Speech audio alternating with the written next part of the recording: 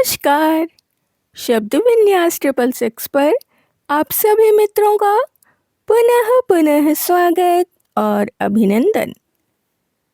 कहानियों की इस श्रृंखला में आज आप जो कहानी सुनने जा रहे हैं वो है उषा प्रियमवदा जी की लिखी हुई कहानी शून्य। कहानी अमेरिका में रहते एक पुत्र की है जिसके पिता की मृत्यु हो जाती है।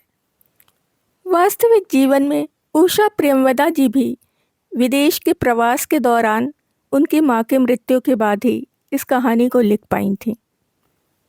पूरी कहानी को हम 2 अंकों में सुनेंगे।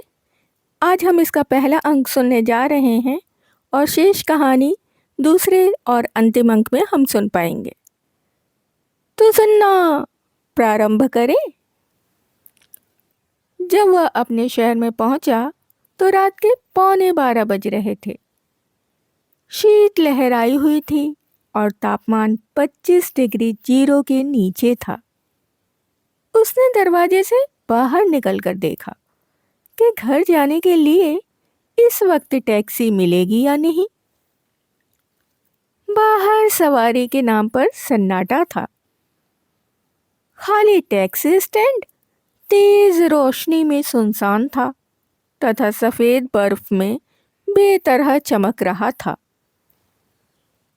उसे तसल्ली हुई कि वह अपना सबसे भारी कोट पहने हुए था।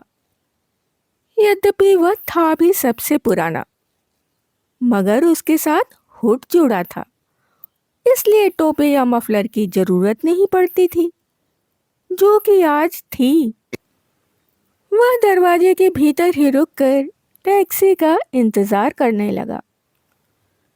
उसके साथ बहुत भीड़ उतरी थी और ज्यादातर लोगों को लेने कोई न कोई संबंधी या मित्र आया हुआ था। उसने एक बार इस उम्मीद से चारों तरफ नजर डाली कि शायद कोई पहचाना हुआ व्यक्ति मिल जाए तो कुछ काम निकले, मगर कोई चेहरा परिचित नहीं था। वह अपनी तटस्थता और अलगाव को फिर अपने से चिपकाकर सहयात्रियों को देखने लगा। लोग क्रिसमस की छुट्टी के बाद लौट रहे थे, खुश और उत्साहित। किसी किसी के हाथ में बिजली की कड़ाही या चायदानी का बंद डिब्बा दिख जाता था। बातचीत से हॉल गूंज रहा था। अंदर देखने से सब कुछ गर्म, जोशीला, आत्मीय मालूम होता था। यह नहीं लगता था कि 10 कदम खुले में ही इतनी विकराल ठंड है। कुछ देर में 2 एयरपोर्ट वैन साथ साथ आईं। दोनों खाली थीं और तेज पहियों से कुरमुरी बर्फ को रौंदती एक झटके से दरवाजे के आगे रुक गईं। तब उसने पाया कि वह अकेला नहीं था। कुछ ही मिनटों में वैन भर गई। वह अपनी जगह छोटे बच्चों वाले एक परिवार को देकर ड्राइवर के पास वाली अकेली सीट पर बैठ गया। इस देश में सालों रहने के बाद भी विदेशीपन का एहसास उसे दूर नहीं हुआ था। माँओं, बच्चों और पिताओं के छोटे छोटे परिवारों के बीच से अपने को अलग करता हुआ ही बैठता। ऐसे परिवारों के साथ की सीट उसे बहुत ही अटपटी लगती। वैन चल दी और वह जैसे अपने ही शहर को दोबारा अजनबी आंखों से देखने लगा। यात्री वैसे ही बातें करने लगे जैसे अपरिचित करते हैं, ड्राइवर को संबोधित करते हुए। कब से इतनी ठंड है? कितनी बार बर्फ गिरी? तूफान आया दिखता है। सड़क पर उजाला था, पर दोनों तरफ के मकानों में अंधेरा था। वॉशिंगटन स्ट्रीट पर हर घर के आगे कूड़ा सजा हुआ था। अखबारों की गड्डियाँ, प्लास्टिक के बोरों के बंद मुंहों के अंदर हफ्ते भर का इकट्ठा भार। क्रिसमस पर सजाए गए देवदार और चीड़ के कटे हुए पेड़ जो अब भी हरे भरे थे और टहनियों में अभी भी सजावट की पत्ती और नकली बर्फ चिपकी हुई थी। वैन रुकी। ड्राइवर ने दरवाज़ा खोला और पीछे से सूटकेस उतार कर फुटपाथ पर रख दिया। लाल टोपी पहने एक युवक उतरा। उसने किराया ड्राइवर को थमाया और वैन चल पड़ी।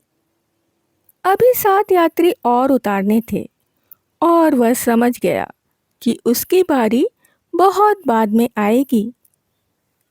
कुछ सोए हुए बर्फ से ढके ठिठुरते शहर में वैन एक सड़क से दूसरी सड़क तक घूमती रही और उसे एकाएक लगा जैसे वह जहाज में बैठा है और जहाज घर भारत की तरफ जा रहा है।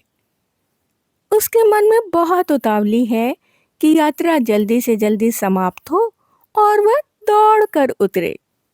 कस्टम वगैरह से भागता हुआ निकलकर वह बाबूजी की चारपाई के पास जाकर खड़ा हो जाए और कहे, बाबूजी मैं आ गया।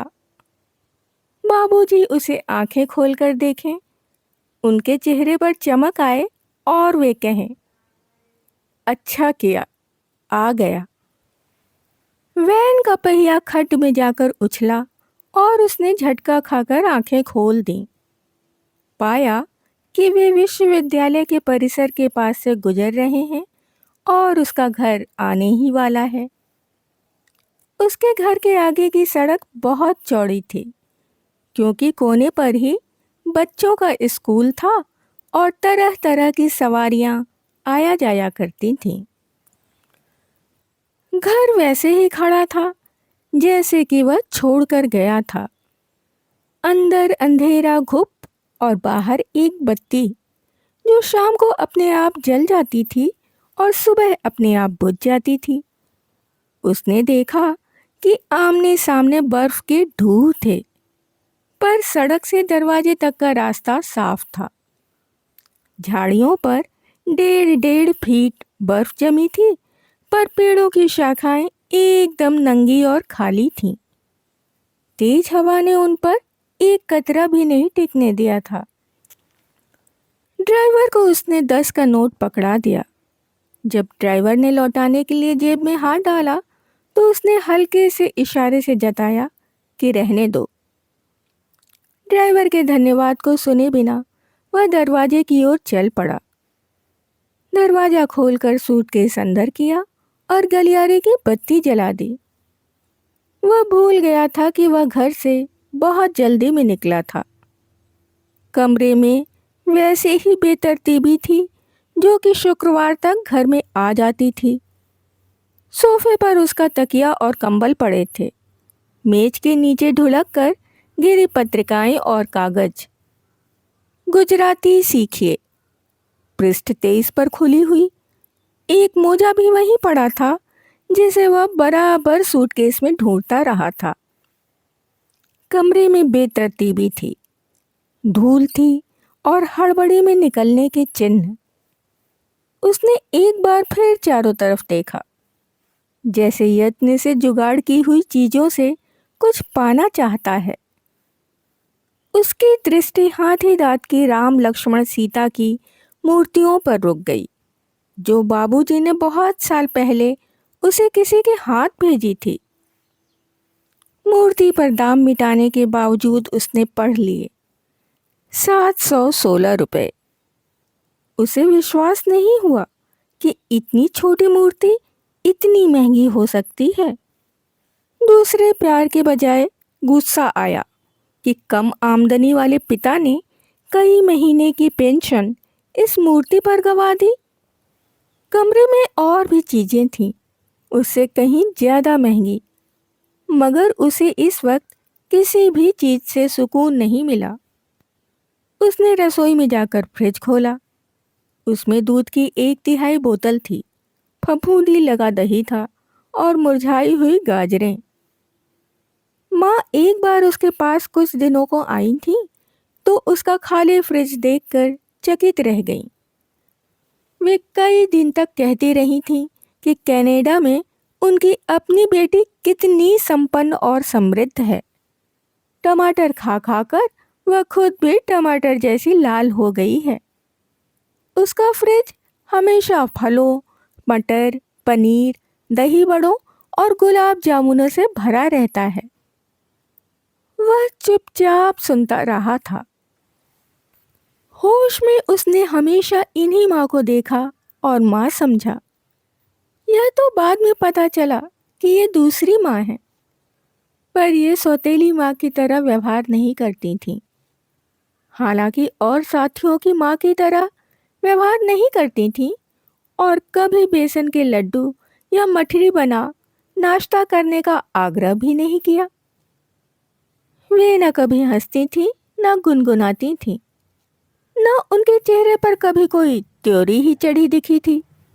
वे चुपचाप निष्प्रिय भाव से घर का काम करती रहती। बच्चों की कमीज में टूटा बटन लगाना या सर्दी में सबके लिए नए और उधड़ी ऊन की स्वेटर बुनना। अक्सर वे अपनी साड़ियों में खोपे भरती भी दिखाई देती, जैसे जिंदगी से ना उन्होंने कुछ मांगा था, न पाने की चाह ही की थी।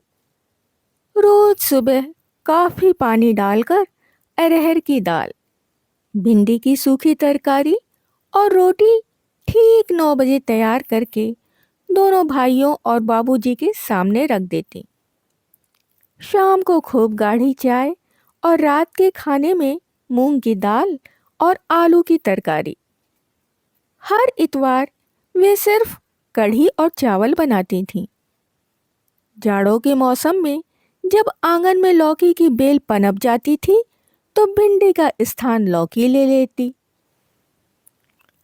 बाबूजी उन दोनों को लेकर स्कूल चले जाते, जहां उम्र के साथ बढ़ते बढ़ते वे वाइस प्रिंसिपल हो गए थे। प्रिंसिपल होने की आकांक्षा लिए लिए ही वे रिटायर हो गए। जब उनके घर बेटी हुई तो दोनों भाइयों के साथ साथ बाबूजी भी ऐसे अचकचाते हुए और ऐसे झेपे हुए लगे जैसे कि वे समझ ही नहीं पा रहे हैं कि इस उम्र में नई संतान कैसे अपनाएं। माँ तो पूरे समय घर में ही रहती थी, ऐसी शर्माई हुई जैसे नई दुल्हन। मगर लता के होने के बाद उनमें परिवर्तन जरूर आया था। बरामदे में बैठकर उसकी घंटों मालिश करती, नहलाती, उसके बाल संवारती, बड़े होने पर उसकी चुटिया गूंथती। भाइयों से कम 8 साल छोटी लता उन्हें हमेशा तंग करती रहती। कभी पेंसिल लेकर भाग जाती, कभी किताबें कॉपियां फाड़ डालती। उसका बस्ता गड़बड़ करना लता का प्रिय काम था। वह हर दम लता से परेशान रहता और हर बार माँ कहती, दे दो ना, छोटी बहन है। जब लता की शादी तय होने पर लड़के ने विदेश जाने का किराया मांगा तो माँ ने बाबूजी से छिपाकर उसे ही चिट्ठी लिखी। लड़के को इंजीनियरिंग पढ़ाने के लिए स्कॉलरशिप मिल गई है, पर वह जाने का खर्च चाहता है। तुम तो जानते ही हो यहाँ की हालत। पास में जो कुछ है शादी में निकल जाएगा। तुम भी तंगी में ही हो, मगर कहीं से कुछ प्रबंध कर दो, छोटी बहन की जिंदगी बन जाएगी। तब उसने बैंक से लोन लेकर लता और अविनाश के लिए टिकट भेज दिए थे। बहुत बाद में बाबूजी को पता चला था तो उन्होंने कहा था, खुश रहो बेटा, तुम्हारी माँ की बहुत इच्छा थी कि लता सुखी रहे। लता ने पुत्र जन्म पर माँ को भारत से काम काज में मदद के लिए बुलाया था। वह तब भी लता के पास नहीं जा पाया था। माँ ही काफी दिन बाद उसके पास आई थी और जाने से पहले उसके फ्रिज में भी ढेर सारा खाना बनाकर रख गई थी। उस खाने में भी उनके हाथ की बनी हुई पतली अरहर की दाल का स्वाद था। वही थोड़ा अधकच्चा, थोड़ा जला हुआ। उनके आने से पहले भी उसके खाली फ्रिज में पानी की बोतलें ही थीं और जाने के कुछ दिन बाद फिर वही पानी की बोतलें। तब उसे ख्याल क्यों नहीं आया कि पूछे, माँ, तुम्हें कुछ चाहिए? तुम कुछ खरीदना चाहती हो? कुछ साथ ले जाना चाहती हो? बाबूजी को कुछ चाहिए? यह ले लो, शॉपिंग के काम आएंगे। पर उनकी बातों से लगा जैसे लता अपने घर का सब कुछ उनके साथ बांध देगी। वह कभी माँ और बाबूजी की आधुनिक मशीनों के साथ कल्पना नहीं कर पाया। घर के ठीक पिछवाड़े दूध वाले रहते थे और जब दूसरे लोग दूध दुहाने आते तो बाल्टी में बचा खुचा कभी कम कभी ज्यादा दूध उनके घर भी आ जाता। दूध वाले के मूर्ख बेटे को बाबूजी ने सिर पार मार कर 10वां पास कराया था। अब वह किसी शहर में सरकारी नौकरी करता था। माँ उसी दूध में घर भर की चाय जुटाती थी। अगर कभी ज्यादा आ जाता तो दही जमा देती। किसी मेहमान के आने पर उसे चप्पलें पहनकर नुक्कड़ वाले हलवाई से दूध लाना पड़ता था। पैसे बाद में आ जाएंगे।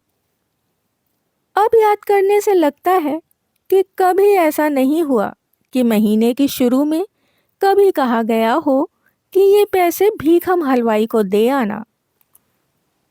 उस शहर में, खास तौर से आसपास के मोहल्लों में, कोई ऐसा ना था जिसके बच्चों ने बाबूजी से मुफ्त ना पढ़ा हो। जनवरी से ही बाहर बरामदे में भीड़ लगने लगती थी। नबी दूध वाले, भीखम हलवाई, मैकी दाई, कुत्ते वाली महाराजिन, सभी के बच्चे रट्टा लगाने और इम्तिहान पार करने के लिए घर के आगे जमा रहते। उनके साथ कभी कभी पैसे वाले विद्यार्थी आते थे। बाबूजी कभी किसी के घर नहीं जाते थे। जिसे पढ़ना हो घर पर आए, सम्मिलित पढ़े। सिवा हरीशचंद्र पंडा के, जिसकी लड़की की शादी इसलिए अटकी थी क्योंकि वह 2 साल से अंग्रेजी में फेल हो रही थी। लड़की का प्रश्न था, इसलिए बाबूजी 1.5 मील पैदल चलकर उसे पढ़ाने जाते थे। बाबूजी के पढ़ाने पर ही वह लुढ़क लुढ़क कर पास हो गई और ढेर सी मिठाई लेकर सारा परिवार बाबूजी के पास उपस्थित हुआ था। लड़की ने, शायद कृष्णा या कुछ ऐसा ही पौराणिक नाम था उसका, बाबूजी को पार कर 51 की गुरु दक्षिणा दी थी। बाबूजी उस पेन को हाथ में लेकर अवाक रह गए थे। बेतरह अमीर बाप की बिगड़ी हुई, सिर चढ़ी बेटी उनके मन के कोने में कहीं छिपी हुई आकांक्षा को कैसे पहचान गई? पेन भी वाटरमैन या शेफर नहीं, पार्कर, वह भी काले रंग का, जिस पर बाबूजी का नाम अंकित था, पार्कर 51। हर किसी आने वाले को उन्होंने यह पेन दिखाया था, बिना किसी का नाम लिए। जिस दिन हाई स्कूल का रिजल्ट आता था, पूरा शहर जैसे घर के आगे जमा हो जाता था। बाबूजी कभी किसी से कुछ नहीं लेते थे और मैकी दाई जैसे लोगों को शिकायत रहती थी कि सेवा का मौका नहीं मिलता। नबी दूध वाले, भीखम हलवाई, शहजादी काछिन अपनी तरफ से कुछ न कुछ करते रहते थे। शहजादी काछिन कभी कटहल या परवल लेकर आती थी तो भिंडी और लौकी से मुंह का स्वाद बदलता। बाबूजी सिर्फ अंग्रेजी पढ़ाते थे और अंग्रेजी ही इन बच्चों के लिए जानलेवा थी और तब तो अनिवार्य भी थी। जब वह 10वीं में प्रथम आया था और उसने पूरे उत्तर प्रदेश में टॉप किया था तो किसी को ताजुब नहीं हुआ था। उससे सबको यही उम्मीद थी। उसे स्कॉलरशिप मिली तो उसने पहले महीने के रुपए बाबूजी को देने चाहे। उन्होंने लिए नहीं, अपने पास ही रखो। सिर्फ लता की फरमाइश कि मुझे पाजेब बनवा दो भाई साहब। उसके बाद बीएससी में फर्स्ट आने पर फिर मिली तो बाबूजी ने उसे इलाहाबाद जाकर फिजिक्स पढ़ने को कहा था। इसके बाद एमएससी में टॉप करके 5-6 मेडल और रिसर्च करने और विदेश के लिए स्कॉलरशिप। उसे लगता था इसमें अपना कुछ भी नहीं है, सब कुछ बाबूजी की ही देन है। बरामदे में लड़के जुटे होते और उनमें वह भी पढ़ रहा होता। शाम को बाबूजी नहर की तरफ घूमने चले जाते। तब उससे अंग्रेजी के सवाल जवाब करते रहते। Walking on the road a scorpion with me. बताओ, यह वाक्य सही है या गलत? उसके आईएएस में न बैठने पर क्या उन्हें सदमा पहुंचा था? क्या वे नहीं चाहते थे कि बेटा बड़ा अफसर बने, विदेश में पोस्टिंग हो?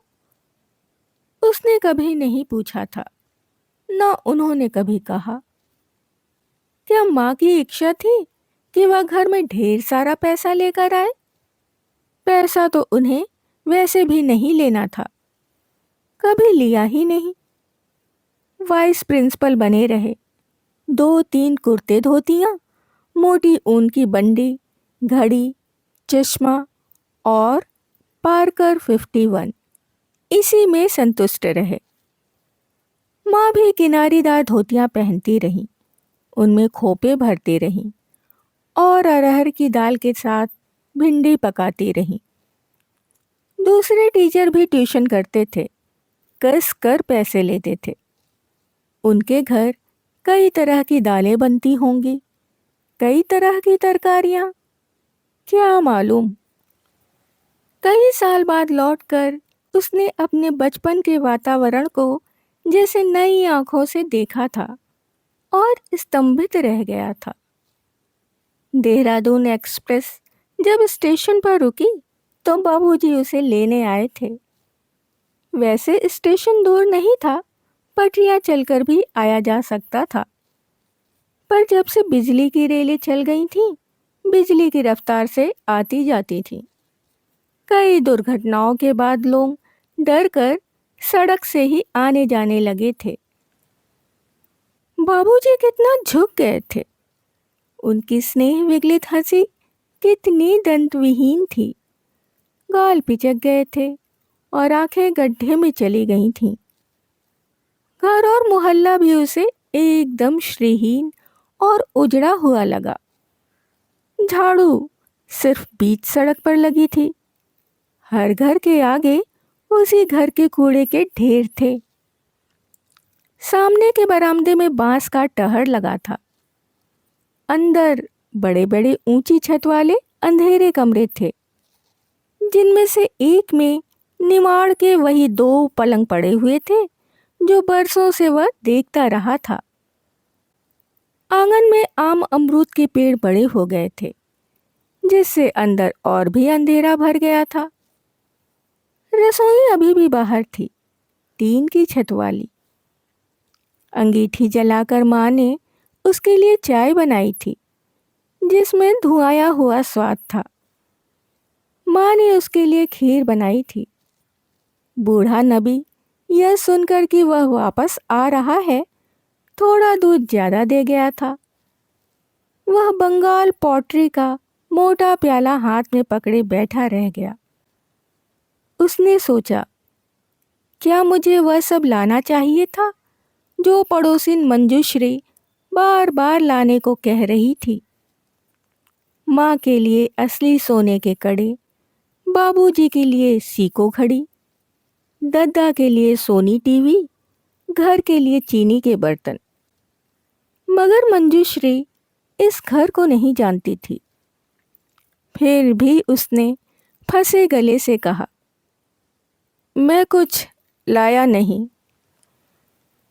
माँ ने कहा, जरूरत भी नहीं थी। रिसर्च करने आए हो काम से, वही मन लगाकर करो। तुम्हारा नाम होगा तो हमारी तपस्या सफल होगी। माँ कभी कभी उसे अवाक कर देती थी। कम बोलने वाली, कम इच्छाओं वाली इस स्त्री को देखकर हमेशा लगता था कि इस घर में अपने पत्नीत्व निभाने के दायित्व के अतिरिक्त उनका अंतर्मन भी वैसे ही अलग थलग इच्छा विहीन है जैसे उनका अस्तित्व। वे कहीं भी दोनों सौतेले बेटों से जुड़ी नहीं हैं। बाबूजी की पत्नी हैं, पर उनकी माँ नहीं है। जब कभी कभार उनके मुंह से ममत्व के शब्द निकलते तो उसे अजीब सा लगता। उसे लगता जैसे उससे मांग की जा रही है कि वह भी इस परिवार को स्नेह दे, माँ को, बाबूजी को, दद्दा और लता को। और उन अवसरों पर उसे बहुत आश्वस्ति की भावना होती। उसके पास कुछ नहीं था किसी को भी कुछ देने के लिए, जैसे वह रिक्त ही पैदा हुआ था और रिक्त ही रहा। वह घर का अंग था। बाबूजी की पहली पत्नी ने उसे जन्म दिया था।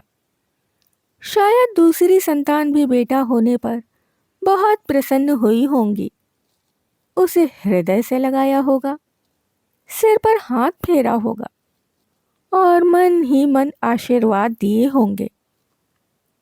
उसके जन्मते ही माँ को बुखार आने लगा था, इसीलिए एक दिन भी वे बेटे को दूध नहीं पिला पाई। यह उसने मैकी दाई से सुना था। उसका जन्म भी मैकी दाई की सास लच्छो ने कराया था। मैकी तब नई नई ब्याह कराई थी, कितनी दुबली पतली सीख सलाई सी थी। तुम्हारी माँ को हरा रंग बहुत पसंद था, हमेशा धानी साड़ी पहनती थी।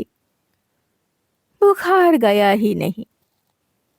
बुआ जी ने नबी की गैया का दूध बत्ती बना बना कर तुम्हें पिलाया। मरी तब भी धानी साड़ी ही पहने थी। जमादारिन को मिली वह साड़ी। मेरा मन था पर सास ने लेने नहीं दी। बुआ जी ने झट से ही करा दी यह दूसरी शादी। ये भी अच्छी हैं, कम से कम मारती पीटती तो नहीं, भूखा तो नहीं रखती। बहुत साल पहले उसने अमेरिका में नए नए आने पर टेलीविज़न पर एक प्रोग्राम देखा था। बंदर के बच्चों के साथ प्रयोगशाला में प्रयोग। बंदर का एक नवजात बच्चा अपनी माँ के साथ रखा गया था। हमेशा चिपटा रहता था पेट से, दूध पीता था।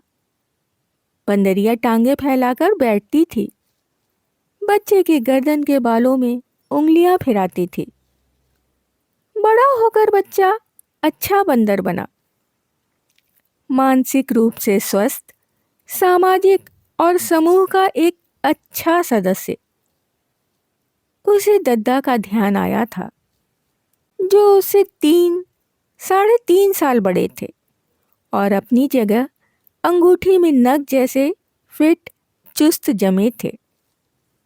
दूसरा नवजात बच्चा जन्मते ही माँ से अलग कर दिया गया था। उसे दी गई एक ऐसी माँ जिसका ढांचा लोहे के तारों से बना था।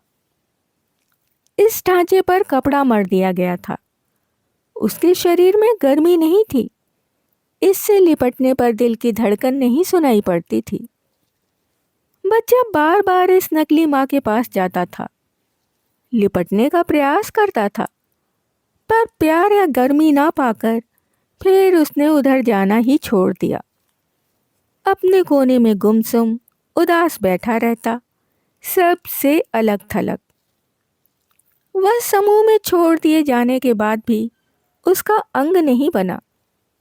एक असामाजिक न्यूरोटिक बंदर बनकर रह गया।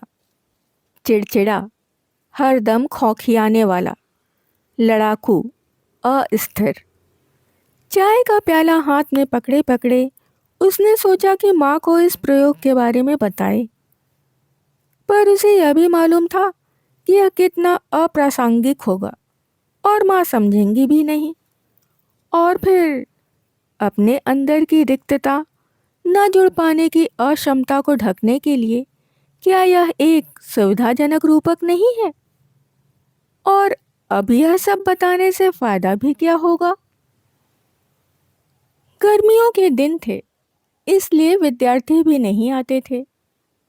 यह पूछने पर कि क्या बाबूजी अभी भी अंग्रेजी उसी तरह पढ़ाते हैं, माँ ने बताया था कि उन्हें दमा के बार बार दौरे पड़ते हैं, स्कूल में ही मुश्किल से पढ़ा पाते हैं। पर शिष्य कहाँ छोड़ते हैं, आ ही जाते हैं। इंजीनियरिंग के बाद दद्दा की पोस्टिंग खंभात में हो गई है। वहीं की लड़की पसंद कर ली है। उसी से शादी का इरादा है। बाबूजी ने लिख दिया है कि हम लोगों को कोई आपत्ति नहीं है, मगर वे दोनों इतनी लंबी यात्रा नहीं कर पाएंगे। 3 दिन 2 रातें लगती हैं खंबात पहुंचने में। उन्होंने कुछ रुक रुक कर बाद में बताया था। कनाडा की पढ़ाई बड़ी मुश्किल है। दामाद ने अभी तक पीएचडी पूरी नहीं की है। बीच में असिस्टेंटशिप बंद हो गई थी। लता ही काम करके घर चलाती है, 8 बच्चों की बेबी सिटिंग करके। तब माँ को सांत्वना देने के लिए पहली बार उसकी वाणी फूटी। ठीक कह रही हो माँ, वहाँ की जिंदगी, खास तौर से हम विद्यार्थियों की, बेहद मुश्किल है। वहाँ कैनेडियन, अमेरिकन, अंग्रेज़ों से कंपटीशन करना पड़ता है। पढ़ाई भी तो कैसी पढ़ाई, रात रात भर कंप्यूटर रूम में बैठे रहो, जाड़े में गर्मी में। मैंने एक प्रोफेसर के साथ काम किया। वह दूसरी यूनिवर्सिटी चला गया। दूसरे प्रोफेसर के साथ पटरी नहीं बैठी। साल भर बर्बाद करके फिर पहले प्रोफेसर के पास पहुंचा तो वहाँ असिस्टेंटशिप नहीं मिली। नौकरी भी की और पढ़ाई भी। एक वृद्धा के घर रहा। गर्मी में उसकी घास काटी, जाड़ों में बर्फ साफ की, कमरे के किराए के बदले। अब जाकर थीसिस पूरे होने को आई है। पता नहीं नौकरी मिलेगी भी या नहीं। बाबूजी और माँ चुपचाप सुनते रहे। वह एकदम झेप गया। उसे अटपटा सा लगा कि उसने अंतरंग बातें कैसे कह दी। ये लोग समझते होंगे कि वह मोटी सी रकम कमा रहा है, सिर्फ लता ही तंगी में है। मगर बाबूजी का चेहरा कोमल था, आंखों में गहरी पहचान, उस जिंदगी की जो उन्होंने अब तक जी थी, जिसमें उनके प्रिंसिपल होने की कोई संभावना नहीं थी, जिसकी उपलब्धियां भीखम हलवाई, मैकी दाई और नबी दूध वाले के बेटों को 10वां पास करवाकर आगे बढ़ते देखनी थी। मैकी दाई का लड़का कंपाउंडर था। भीखम हलवाई का लड़का शहर के प्रमुख सिनेमा हॉल में कैंटीन चला रहा था। उनके पार्कर पेन में अब बहुत से अंक दूसरे पेन के जुड़ चुके थे, सिवा पेन के ढांचे और उस पर अंकित नाम के। चाय पीने के बाद भी वे सब कुछ देर चुप बैठे रहे थे। टीन की छत के नीचे चूल्हे के पास बैठी माँ माथे पर हाथ टिकाए। छाह में 2 मोड़ों पर बाबूजी और वह। पहाड़ों की ओर से तेज हवा का झोंका आया, जिसमें गर्मी और लपट थी। जब वह उसी आंगन में दूसरे कोने में दूसरे टीन की छत के नीचे गुसलखाने से नहाकर निकला तो चूल्हे पर पतीली चढ़ी हुई थी और उबलती हुई अरहर की दाल की सुगंध सारे आंगन में फैली हुई थी। वह 2-3 दिन ही उन लोगों के पास रहा। बाबूजी उसे स्टेशन पहुंचाने आए थे। देहरादून एक्सप्रेस के दिल्ली की ओर चल देने पर भी उसकी आंखों के आगे स्टेशन पर खड़े बाबूजी की छवि तैरती रही। क्या वे कुछ और झुके हुए, कुछ और बूढ़े लग रहे थे? भारत से विदा लेते वक्त वह दिल्ली एयरपोर्ट की उस भीड़ को देखता रहा। झुंड के झुंड लोग मोटरों टैक्सियों में जाने वाले को विदा देने आए थे। जाने वालों के माथे पर रोली चावल के टीके लगे हुए थे। गर्दनें गेंदे और गुलाब की मालाओं से लदी थीं। वह प्रवेश द्वार के पास खड़ा खड़ा सिगरेट पीता रहा और अपने आसपास की चीज़ों को किसी फिल्म के दृश्य की तरह देखता रहा। जहाज में बैठने पर उसने पाया कि उसके पास की सीट खाली है। अचानक उसे लगा कि उसे अपना परिचित आत्मीय स्वयं मिल गया है, जो भारत यात्रा के दौरान मातृभाषा और भारतीय चेहरों के बीच कहीं कट गया था। अब वह सुस्त था, स्वस्तिपूर्ण, अपने आप में अकेला। असामाजिक बंदर के बच्चे की उभरती हुई छवि उसने सायास पीछे ठेल दी। लौट कर आने पर पता चला कि उसके पीछे पुराने घर में आग लग गई थी। वृद्धा मकान मालकिन श्रीमती सिमंस बिस्तर पर लेटे लेटे सिगरेट पी रही थी कि नींद आ गई और सिगरेट फर्श पर गिरकर सुलगती रही। मकान मालकिन को तो घर का इंश्योरेंस मिल गई थी, पर उसके सारे नोट्स, रफ ड्राफ्ट सब उसी में जल चुके थे। बचा था एक ट्रंक जो वह पीछे छोड़ गया था, जिसमें उसकी वर्षों की मेहनत और संपत्ति, तुड़े मुड़े अधजले कपड़ों, पानी में भीगी सीली फफूंदी लगी कॉपियां चिपके हुए पन्नों के रूप में बच गई थीं। उसके दिल पर एक करारा घूंसा सा लगा। उसने पाया कि वह उस शहर, उस यूनिवर्सिटी, उस पीएचडी की पूरी कवायद से एकदम ऊब उठा है। अब उसमें दोबारा काम शुरू करने की ताब नहीं रह गई है। उसने वह शहर भी छोड़ दिया। निरुद्देश भटकते हुए भी वह जानता था कि वह भारत नहीं लौटेगा। कम से कम अभी नहीं। अभी ही तो लौटा है, फिर पैसा भी कहाँ है? फोन बजता है। इतनी रात में पड़ोसी ही होंगे, शिवेश या मंजुश्री। एक मकान के दो हिस्से हैं, जैसे दो बाजू, एकदम एक से, जैसा इधर वैसा ही उधर। बीच में सम्मिलित दीवार है।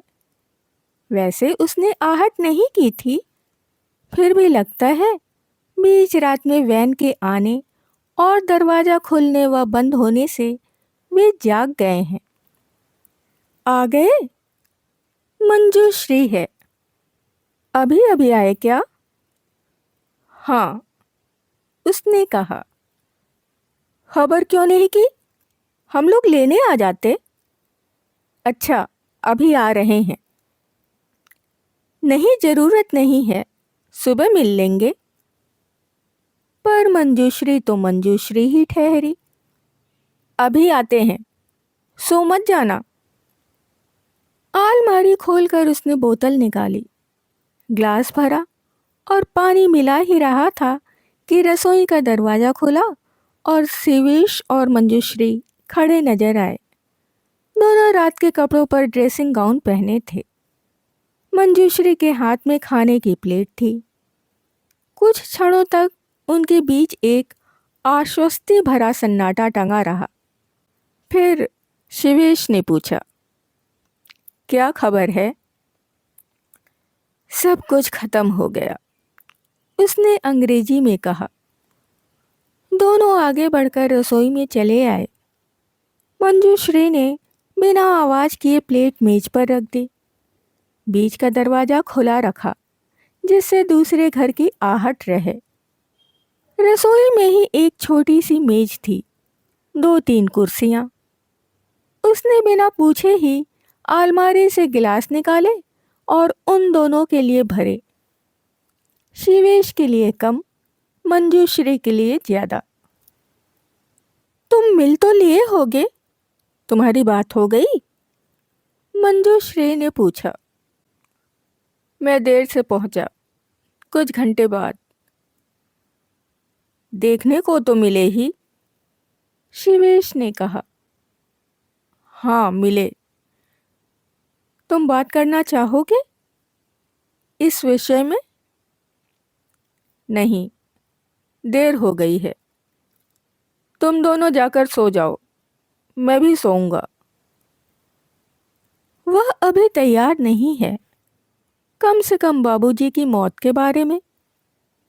वह इधर उधर दुनिया भर की फालतू बातें सोचेगा, मगर सीधी आंख वह अपने अंदर से या इस घटना से साक्षात्कार करने को राजी नहीं है।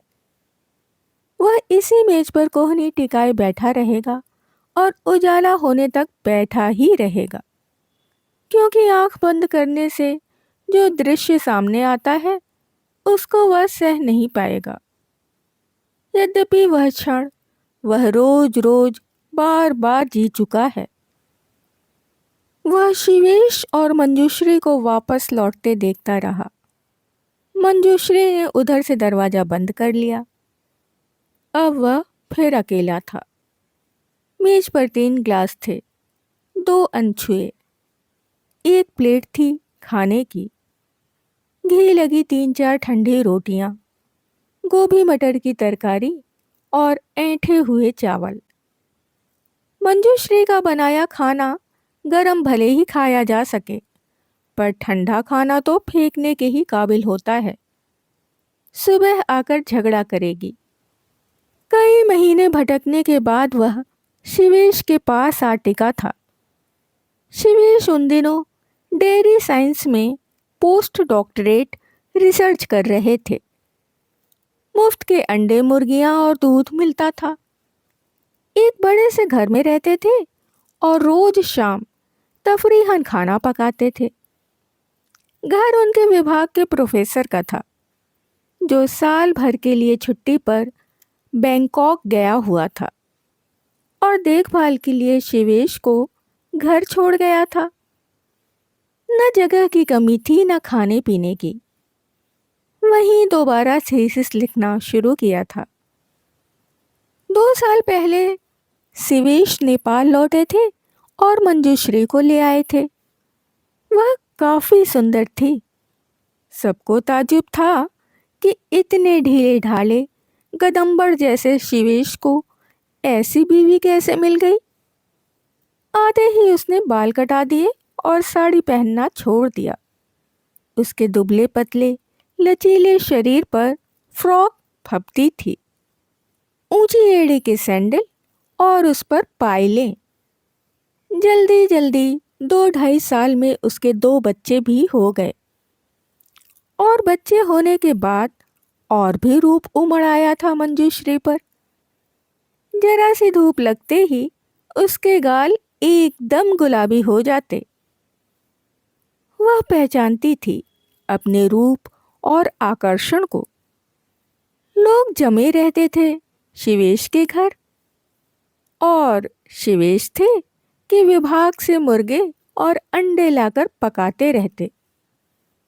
लोग खाते थे और लार टपकाते थे। नौकरी लग जाने के बाद वह अलग फ्लैट में चला गया था। उससे बहुत दिन तक न आने की शिकायत की थी मंजूश्री ने। मुझे नहीं अच्छा लगता, उसने स्पष्ट कह दिया था। मैं नहीं अच्छी लगती? मंजूश्री ने पूछा था। नहीं, मगर जैसा प्रदर्शन तुम करती हो वैसी नहीं। क्यों? क्यों क्या? आकाश विकास की माँ और शिवेश की पत्नी बनना काफी नहीं है? कैसे संकुचित मनोवृत्ति वाले पुरुषों जैसी बात कह दी तुमने। उसके परे भी तो कुछ और हूं मैं। एक स्त्री जिंदगी के वाक्य की कर्ता भी तो होती है, केवल कर्म ही नहीं। इतनी असुरक्षित हो कि अपने अहम को सहलाने के लिए पूरा जमघट चाहिए। तुम्हें जलन हो रही है? मंजूश्री ने कुछ खुशी और कुछ ताज्जुब से कहा था। अगर जिंदगी के वाक्य की कर्ता ही बनना है तो कुछ करो, गढ़ो अपने को, संवारो अपने व्यक्तित्व को, सिर्फ भौहों को ही नहीं। कितनी कड़वी जबान है तुम्हारी। मंजूश्री का उतर गया दुखी चेहरा देखकर उसे अपने पर ग्लानि हुई। दूसरे की खूबसूरत बीवी को त्रास देने की इच्छा क्यों उठी? उसने अपने मंतव्य को टटोलते हुए पाया। क्या सचमुच कहीं चाह दबी पड़ी है मंजूश्री और खूबसूरत स्त्री को बाहों में पकड़कर भींच देने की? वह अन्यथा नहीं लेगी, उसे मालूम है। पर शिवेश उसके पुराने सहज प्रवृत्ति के दोस्त मंजूश्री थी कि टुकुर टुकुर देखे ही जा रही थी। आई एम सॉरी, मैं तो कह रहा था कि इधर उधर फालतू बातों में उलझे रहने के बजाय कुछ उपयोग करो अपनी बुद्धि का। फिर वह हंस दिया। विद्यार्थियों की तरह लेक्चर दे रहा हूँ, अब जाओ, मेरी क्लास का समय हो रहा है। मंजूश्री कुछ देर खड़ी रही, अनमनी सी। उसने हाथ फैलाकर कहा, हम मित्र हैं, है ना? मंजूश्री ने अपना हाथ उसके हाथ पर रख दिया। हाँ। आज हम कहानी को यहीं विराम देते हैं। बची हुई शेष कहानी हम अगले और अंतिम अंक में सुनेंगे। यदि कहानी आपको पसंद आ रही हो तो आप इसे लाइक कर सकते हैं, मित्रों और परिवारजनों में शेयर भी कर सकते हैं। जो भी सदस्य पहली बार चैनल पर आए हैं वो चैनल को सब्सक्राइब कर ले और बेल आइकन को दबाना बिल्कुल भी ना भूलें। कहानियों और उनके प्रस्तुतिकरण से संबंधित यदि कोई विचार, सुझाव, आलोचना या फरमाइश आपके पास हो तो उसे कमेंट्स के जरिए हम तक आने दें। इसके अतिरिक्त अपने पसंद की कोई कहानी, उपन्यास या अपने पसंदीदा लेखक की कोई रचना यदि आप हमारे द्वारा सुनना चाहते हैं तो उसके लिए भी आप कमेंट्स में हमें लिख सकते हैं। अभी के लिए विदा, शुक्रिया।